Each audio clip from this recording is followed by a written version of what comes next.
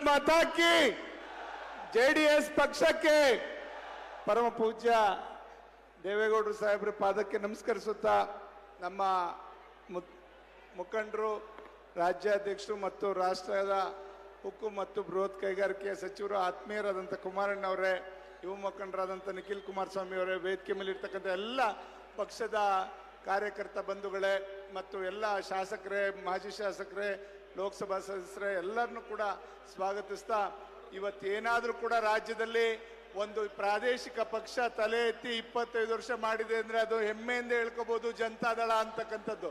ನಮ್ಮ ಪಕ್ಷ ಇವತ್ತು ಎರಡೂ ರಾಷ್ಟ್ರೀಯ ಪಕ್ಷಗಳ ಸಮಸಾಟಿಯಾಗಿ ಇವತ್ತು ರಾಜ್ಯದಲ್ಲಿ ತಲೆ ಎತ್ತಿ ದೇವೇಗೌಡರ ಮಾರ್ಗದರ್ಶನದಲ್ಲಿ, ಕುಮಾರಣ್ಣನವರ ಮುಂದಾಳತ್ವದಲ್ಲಿ, ಈಗ ನಿಖಿಲ್ ಕುಮಾರಸ್ವಾಮಿ ಅವರ ಒಂದು ಸಾರಥ್ಯದಲ್ಲಿ ನಾವೆಲ್ಲರೂ ಕೂಡ ಒಂದು ಉತ್ತಮ ರೀತಿಯಲ್ಲಿ ಪಕ್ಷವನ್ನು ಬೆಳೆಸ್ಕೊಂಡು ಹೋಗ್ತಾ ಇದ್ದೀವಿ. ಯಾವುದಾದ್ರು ಪಕ್ಷಕ್ಕೆ ಇಷ್ಟು ಪ್ರಾಮಾಣಿಕವಾದಂಥ ಕಾರ್ಯಕರ್ತರಿದೆ ಅಂತಂದರೆ ಅದು ಜನತಾದಳದ ಕಾರ್ಯಕರ್ತರು ಅಂತಕ್ಕಂಥದ್ದನ್ನ ನಾವು ಹೆಮ್ಮೆಯಿಂದ ಹೇಳ್ಕೋಬಹುದು. ನಮ್ಮ ಪಕ್ಷದ ಕಾರ್ಯಕರ್ತರು ಯಾವುದೇ ಒಂದು ಅಮೇಷಕ್ಕೆ ಒಳಗಾಗದಂಗೆ ಇವತ್ತು ನಿಷ್ಠೆಯಿಂದ ಇವತ್ತು ದೇವೇಗೌಡರು ಏನು ಮೊದಲಿಂದನೂ ಕೂಡ ಅವರು ಹಾಕ್ಕೊಟ್ಟಿರ್ತಕ್ಕಂಥ ಮಾರ್ಗದರ್ಶನದಲ್ಲಿ ನಾವೆಲ್ಲರೂ ಕೂಡ ನಡೀತಾ ಇದ್ದೇವೆ.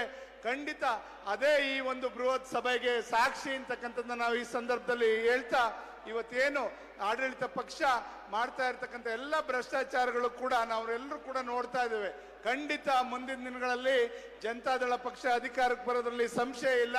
ಅದು ಕುಮಾರಣ್ಣವರ ಒಂದು ನೇತೃತ್ವದ ಸರ್ಕಾರ ಅದಾಗ್ತದೆ ಅಂತಕ್ಕಂಥದ್ದನ್ನ ಈ ಸಂದರ್ಭದಲ್ಲಿ ಹೇಳ್ತಾ, ಇವತ್ತು ಈ ಸಮಾವೇಶದ ಮುಖಾಂತರ ಪ್ರತಿ ಹಳ್ಳಿಯಲ್ಲೂ ಕೂಡ ನಾವೆಲ್ಲರೂ ಕೂಡ ಸಂಘಟಿತರಾಗಿ ಬರ್ತಕ್ಕಂಥ ಯಾವುದೇ ಚುನಾವಣೆ ಆಗ್ಬೋದು, ಗ್ರಾಮ ಪಂಚಾಯಿತಿ, ಜಿಲ್ಲಾ ಪಂಚಾಯಿತಿ, ತಾಲೂಕ್ ಪಂಚಾಯಿತಿ ಮತ್ತು ನಗರಸಭೆ, ಪುರಸಭೆ ಎಲ್ಲ ಚುನಾವಣೆಗಳಲ್ಲೂ ಕೂಡ ನಮ್ಮ ಅಭ್ಯರ್ಥಿಗಳ ಗೆಲ್ಲಿಸ್ಲಿಕ್ಕೆ ನಾವೆಲ್ಲರೂ ಕೂಡ ಪಣ ತೊಡೋಣ.